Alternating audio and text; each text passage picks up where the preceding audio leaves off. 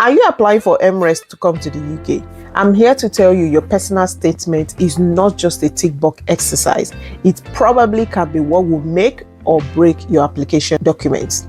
So in this video, I'm going to break down or go through what you should put in and what we as reviewers are expecting in your personal statement, what we're looking out for, and when we see some of these information, we can be rest assured that you know what you're coming to do in the UK. So let's begin. So the first part you want to start with is what motivates you, or what's the motivation for you applying for a program at postgraduate level. So you want to highlight in here, you want to highlight some of the key background that you already have. So that means your previous qualifications, your interest in that field that you have been studying, and how all of that informs the need for a new skills and knowledge developments like the Mres, and how that would then bring you into the space of application. I know you may be thinking, why all this? Is because Mres is becoming more and more tighter due to some of the incentives, so to speak, that people find in it. And so you want yours to stand out, to be more presentable than other candidates, for you to be able to get admission, and hopefully for you to be able to get your CAS for visa application as well. So moving on, for your personal statement motivation part, you have to highlight a story. You want to make it fun. You want to ginger us. You don't just want to say, I'm passionate about this field, and so I've studied my BSc, possibly a different MSc in that space. You really want to entice us with a story of what motivated you to be in this field, and now what is motivating you to pick up these skills, especially focus on the research skills. So a story around maybe how you are seeing data is being wasted in your country of interest, and how getting a skill in research will probably be helpful in you harnessing this data and using it to solve certain problems. So give us a story that really resonates with research and that field of study. So that means you also want to identify certain problems that the community or the environment you are in are facing that you can help sort if you gain some of these skills that will be taught as part of the Mres degree. Yep, that's one. So then the second part is where you delve into a bit more around your academic background and qualification. You know, you've already highlighted to us in the beginning what are some of your qualifications and how you want to add on because of the problem that you are noticing as part of the Mres. Now in the second part, you will now dig into what you did or what you have done as part of the academic qualifications.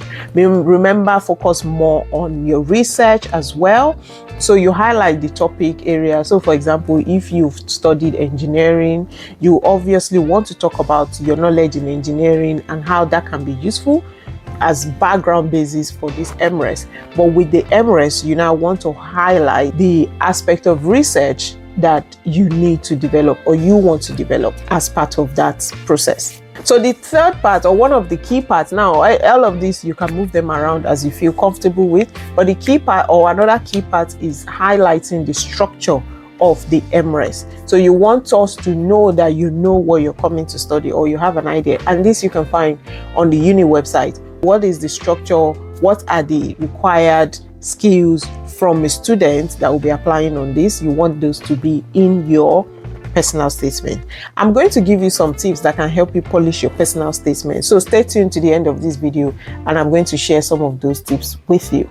Now, the other thing you want to do is to really now sit into your research interest, the key problem you want to solve, and how your research is going to be able to help you solve that. So remember, in the beginning or at one part, I said something around maybe there's a lot of data and nobody's harnessing them.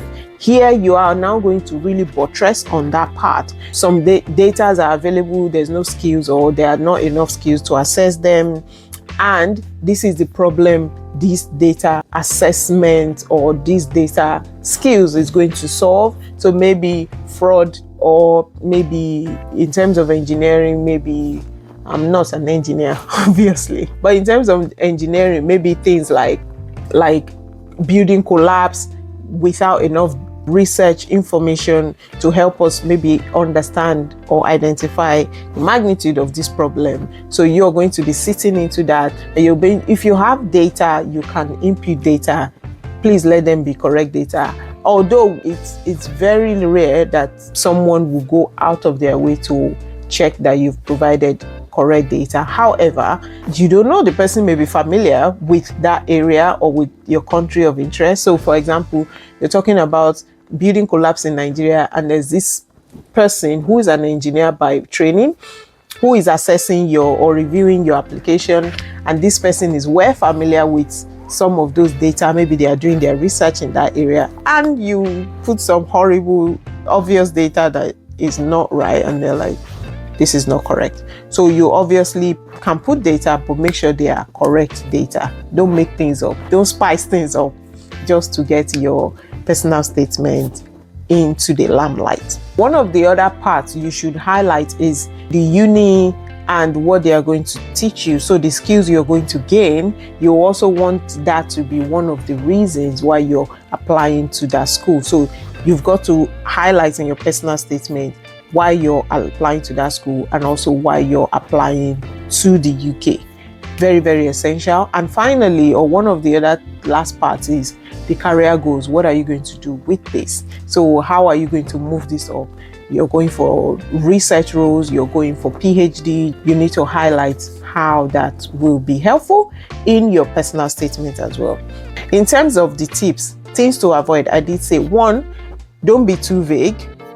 Obviously, proofread your work, make sure there are no mistakes. Don't list out the modules that are on the uni website. It can be boring, but you can mention them and integrate your discussion into those modules. So you could say, research method as a module being taught on this program will enhance my understanding and skills around planning and implementing research, which can inform success of research projects in this area. So you mention them, but you integrate that into your discussion, not just list out, I want to learn about this module. Boring.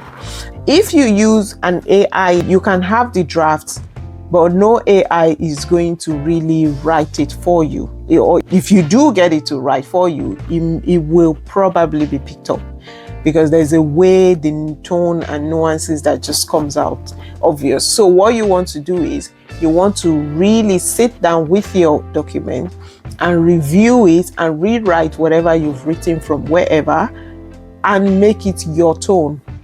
You can get ideas, you can get feedback, but make sure it is yours when you rewrite it. And definitely don't copy and paste. Once you do that, you only use that as a guide to write yours. I don't know if that makes sense. I will see you in another video.